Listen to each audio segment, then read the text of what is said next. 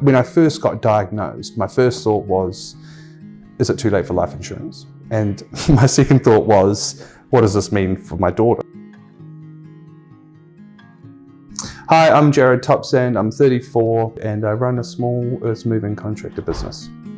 So I have a partner of 10 years whose name's Giovanna. She's a intermediate school teacher, and I have a 4-year-old daughter named Tilly.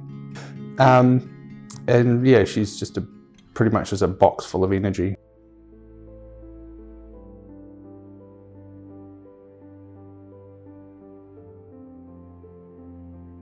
Last July, I was diagnosed with stage 3 colon cancer.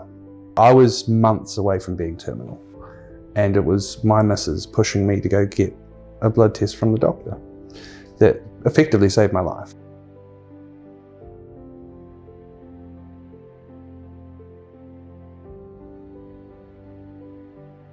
The problem with the surgery was that the tumour had ruptured through the colon wall, and actually it was stage 3, but it was actually 3.5. So they opted for chemotherapy.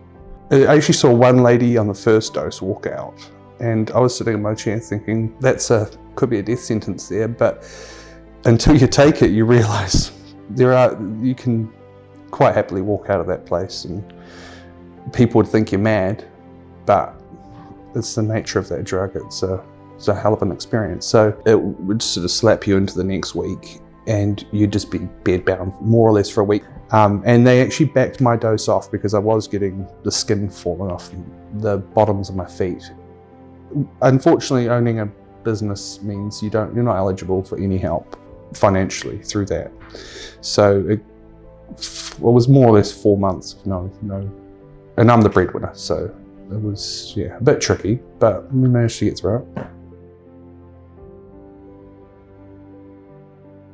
We talked on the phone for the first time, and then after the second dose, she came around to my house and we had a long chat. We actually had quite a bit in common. We knew the same people, and it was quite good having someone who works with people on chemo every day. And that's what I sort of talked to her a lot about, was what to expect, tips on how to battle the neuropathy, or just mental tips, because mental fortitude's another big part of chemotherapy. It's not just the physical stuff, and to have that resource is great, and I think it's worth every penny.